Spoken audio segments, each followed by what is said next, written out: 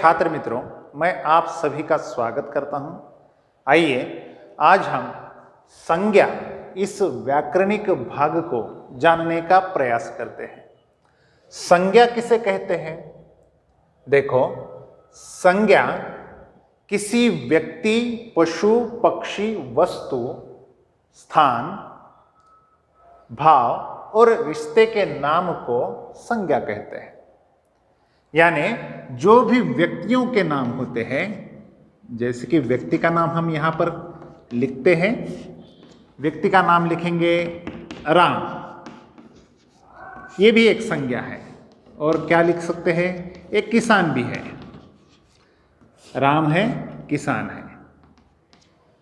ये बाद में देखेंगे कि राम जो है यह व्यक्तिवाचक संज्ञा है और किसान जो है वह व्यक्तिवाचक संज्ञा नहीं, वो जातिवाचक संज्ञा है। व्यक्तिवाचक संज्ञा और जातिवाचक संज्ञा में क्या अंतर है, ये बाद में देखेंगे। संज्ञा के कितने प्रकार है, संज्ञा के कितने भेद है, इसके बारे में हम बाद में देखेंगे। पहले संज्ञा को समझ लेते हैं। संज्ञा क्या है? किसी व्यक्ति, पशु, पक्षी, वस्तु, स्थान, भाव और रिश्ते के नाम को हम संज्ञा कहते हैं। व्यक्ति के नाम हमने यहां पर लिखे हैं। अब आगे लिखते हैं पशु। पशुओं के नाम। पशु का नाम मालूम है आपको? बैल है, बैल और गाय, ये पशुओं के नाम है। आगे लिखते हैं पक्षी। कौन कौन से पक्षी जानते हैं आप? मैं जानता हूं मोर को, आप जानते हैं चिड़िया को भी जानते होंगे ना, चिड़िया, बहुत अच्छे, मोर और चिड़िया। वस्तु, कौन कौन सी वस्तुएं हैं? आप क्रिकेट खेलते हैं तो गेंद, और आप पढ़ाई करते हैं तो पुस्तक। पुस्तक, ये वस्तुओं के नाम हैं। आगे लिखा है स्थान। स्थान के नाम। स्थान के कौन कौन से नाम हैं? स्थान जैसे कि मुंबई है, मुंबई है, ये स्थान है। खेत है, किसान कहां पर जाते हैं? खेत में, तो खेत भी एक स्थान का नाम है। उसके बाद लिखा है भाव। भाव के नाम जानते हैं ना आप? जैसे कि क्रोध है, क्रोध, क्रोध बुद्धि को खा जाता है, क्रोध। और हास्य, आनंद, हास्य है, क्रोध है। भाव के और भी नाम है, जैसे कि बुढ़ापा है, सुंदरता है। हम और एक नाम यहां पर लिखेंगे, सुंदरता। ठीक है, भाव के नाम। और है रिश्ते। रिश्ते कौन से? रिश्तों के बारे में आप तो जानते हैं, जैसे कि भाई है और बहन है, बहन, भाई बहन, माता पिता, ये सभी रिश्तों के नाम हैं। यानी इन जैसे सभी नामों को, इन जैसे सभी नामों को, राम, किसान, बैल, गाय, मोर, चिड़िया, गेंद, पुस्तक, मुंबई, खेत, क्रोध, सुंदरता, भाई, बहन, इन जैसे सभी नामों को हम क्या कहते हैं? संज्ञा कहते हैं। तो संज्ञा के बारे में आपको मालूम है।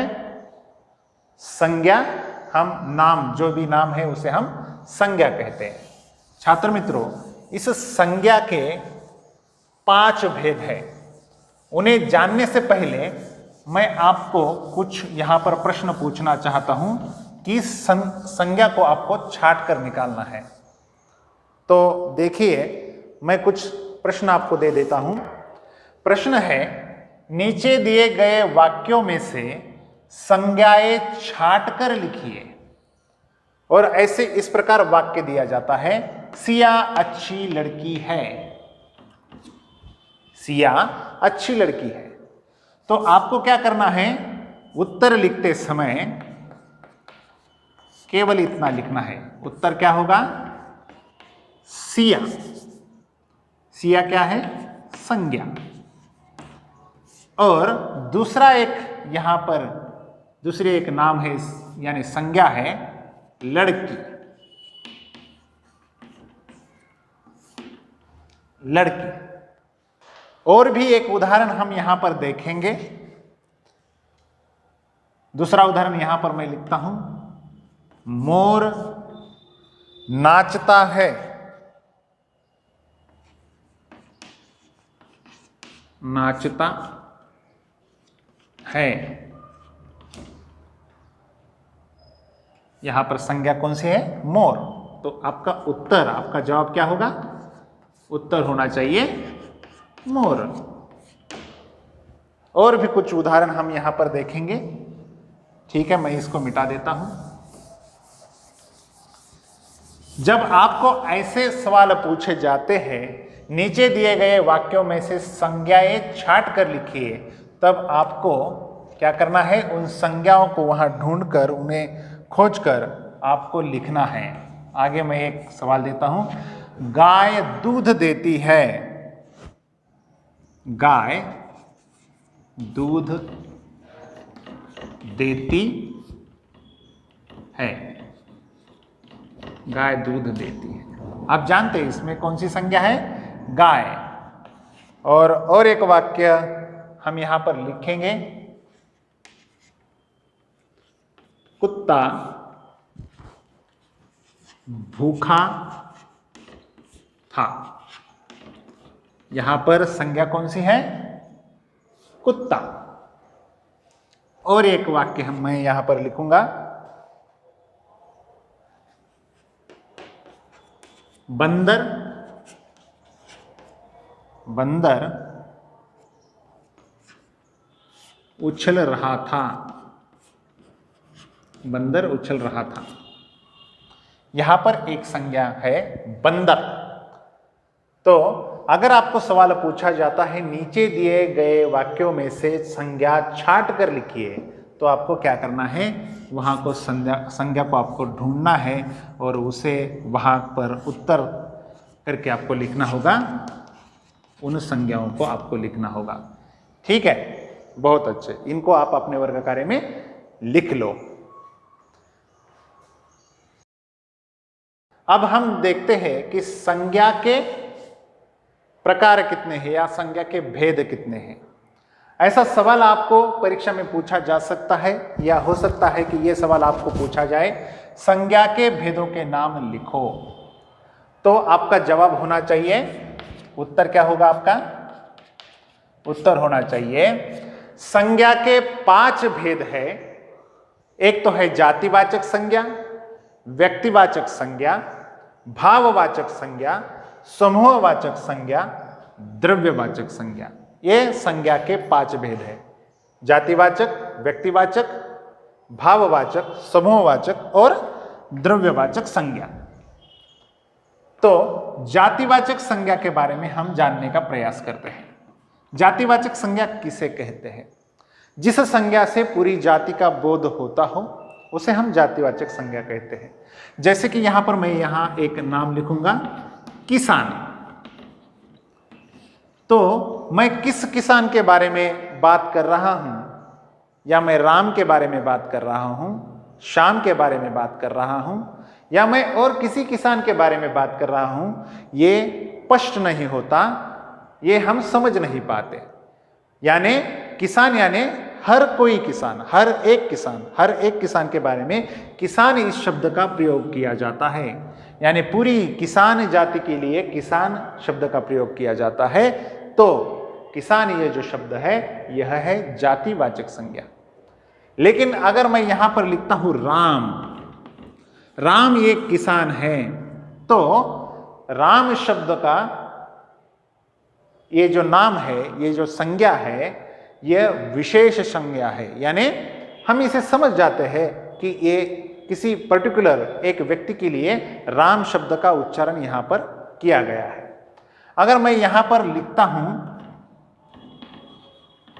लड़की, किस लड़की के बारे में मैं बात कर रहा हूं यह समझना यहां पर कठिन है। यानी हर एक लड़की, दुनिया में जितनी भी लड़कियां हैं किसी के भी बारे में मैं यहां पर बात कर सकता हूं।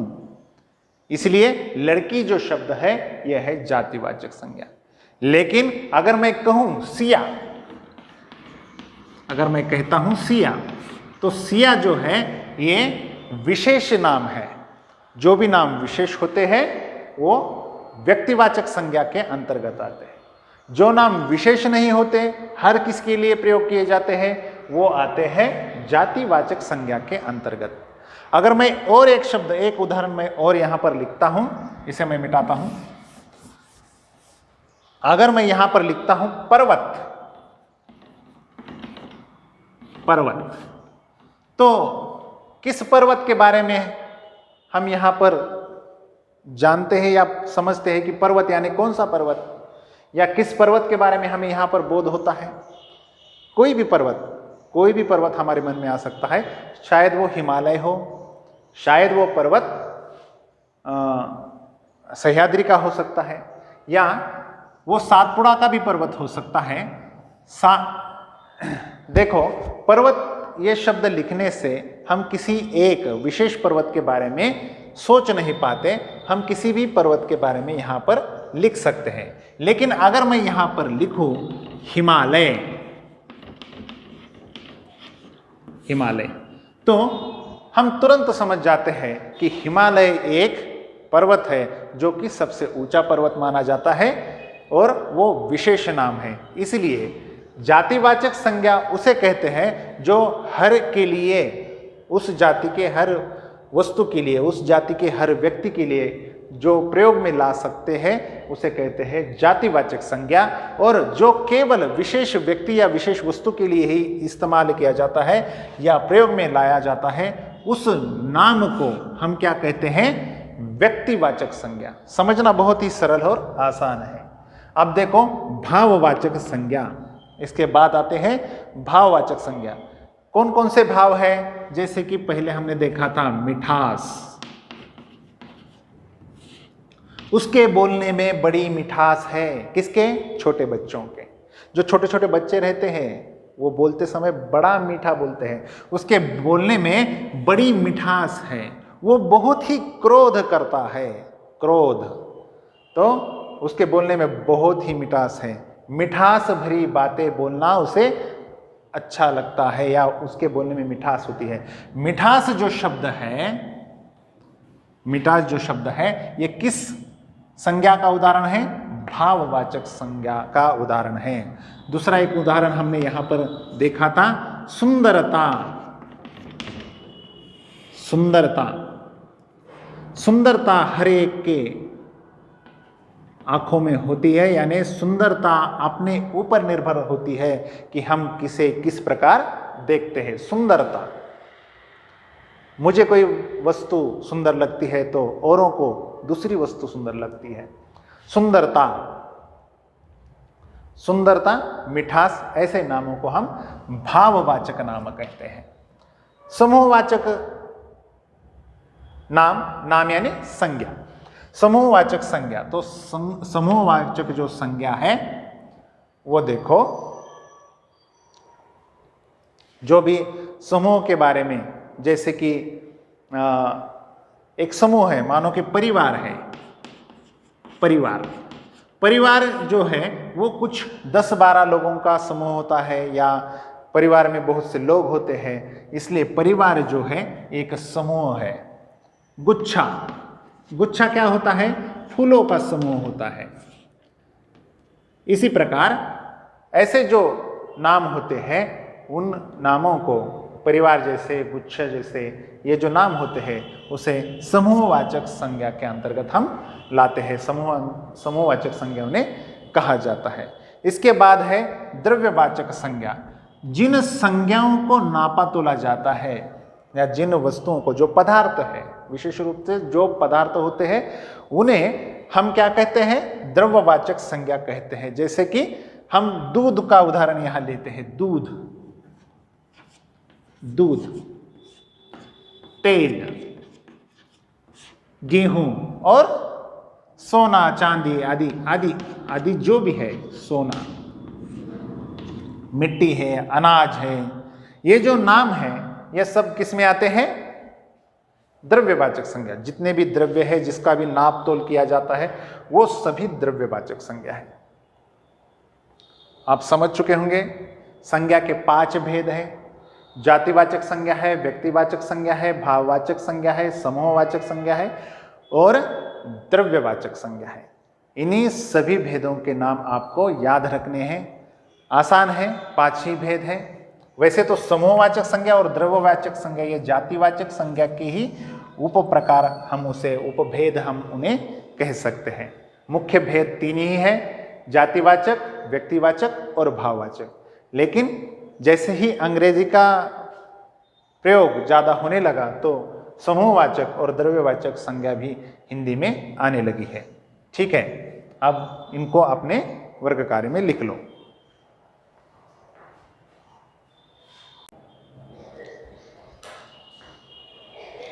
छात्रों, आपने संज्ञा के बारे में तथा संज्ञा को छांटकर लिखना, संज्ञा के उदाहरण और तो और संज्ञा के भेदों के बारे में भी आपको अभी यहाँ पर पढ़ाया गया है। आप इसके बारे में जानते हैं। ठीक है, अब आगे देखिए, और एक सवाल आपको पूछा जा सकता है। प्रश्न क्रमांक 3, नीचे दिए गए या नीचे दिए हुए वाक्यों में से संज्ञाएं छांटकर लिखो। ये अलग प्रकार का प्रश्न है। यहां पर वाक्य दिया जाता है, गंगा नदी को भारतीय मां समान मानते हैं, और प्रश्न के नीचे जातिवाचक संज्ञा ऐसा लिखकर वहां पर रिक्त स्थान छोड़ा जाता है। फिर व्यक्तिवाचक संज्ञा ऐसा लिखकर वहां पर भी रिक्त स्थान छोड़ा जाता है। तो आपको क्या करना है, यहां पर 2 संज्ञाओं को खोजना है। एक तो है गंगा और दूसरा है भारतीय भी है और नदी भी है। देखो, गंगा जो है वो है व्यक्तिवाचक संज्ञा, यानी एक पर्टिकुलर विशेष नदी के बारे में हम जानते हैं गंगा। तो गंगा जो है वो आती है व्यक्तिवाचक संज्ञा के श्रेणी में। और जातिवाचक संज्ञा नदी, यहां पर एक ही आपको रिक्त स्थान दिया था, तो यहां पर मैंने नदी और यहां पर गंगा लिखा है। अगर और एक यहां पर रिक्त स्थान होता तो मैं यहां पर भारतीय शब्द अवश्य लिखता। समझ में आया?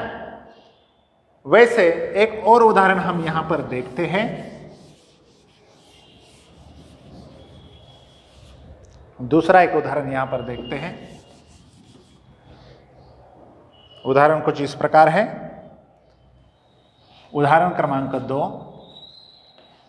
हिमालय। हिमालय यह पर्वत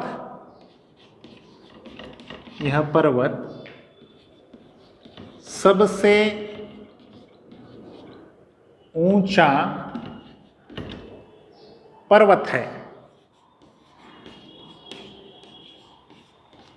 हिमालय यह पर्वत सबसे ऊंचा पर्वत है। तो छात्रों, अब देखो, यहां पर भी आपको 2 संज्ञाएं पता है। एक तो है हिमालय और दूसरी है पर्वत। हिमालय यह पर्वत सबसे ऊंचा पर्वत है।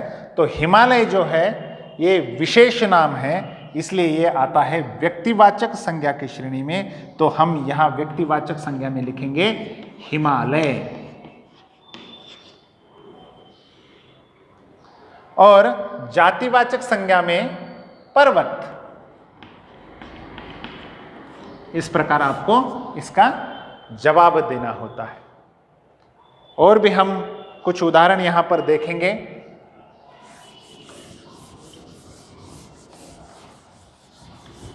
तीसरा उदाहरण एक देखते हैं, वो है भाववाचक संज्ञा के बारे में। तीसरा उदाहरण हम देखते हैं, बुढ़ापा।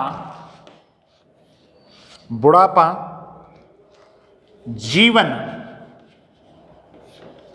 जीवन का एक भाग है। ऐसा वाक्य आपको, प्रश्न आपको देखने को मिलेगा और आपको कहा जाएगा कि संज्ञा को छाट कर लिखो, और नीचे लिखा जाता है कि भाववाचक संज्ञा, भाववाचक संज्ञा, या कह सकते हैं कि बुढ़ापा ये शब्द जो है वो किस प्रकार की संज्ञा है, या किस वो उसका भेद लिखिए बुढ़ापा। ठीक है, तो भाववाचक संज्ञा के अंतर्गत आता है शब्द या संज्ञा आती है बुढ़ापा। बुढ़ापा ये संज्ञा भाववाचक संज्ञा के अंतर्गत आती है। आपको इसको भी लिख लेना है। अब हम तीसरा एक दो वाक्य और देखेंगे और हम इसे पूरी तरह समझने का प्रयास करते हैं। ये तीसरा वाक्य था, अब ये चौथा वाक्य यहां पर हम लिखते हैं। हमें परिवार में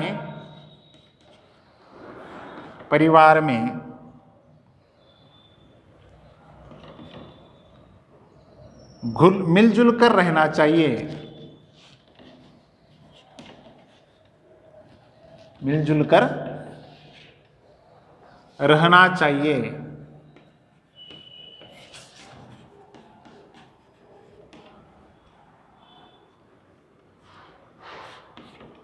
हमें परिवार में मिलजुल कर रहना चाहिए। तो देखो यहां पर एक संज्ञा है परिवार, और वह संज्ञा है समूहवाचक संज्ञा।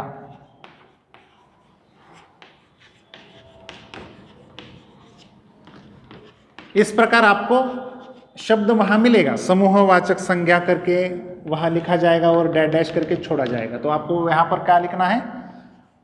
परिवार, ये शब्द को आपको लिखना है। इसके बाद और एक उदाहरण हम यहां पर देखेंगे, छोटा सा जो भी है यहां पर उदाहरण हमसे बन पाता है। वो उदाहरण यहां पर कुछ इस प्रकार है। सोना बड़ा महंगा होता है। उदाहरण क्रमांक 5, सोना बड़ा महंगा होता है।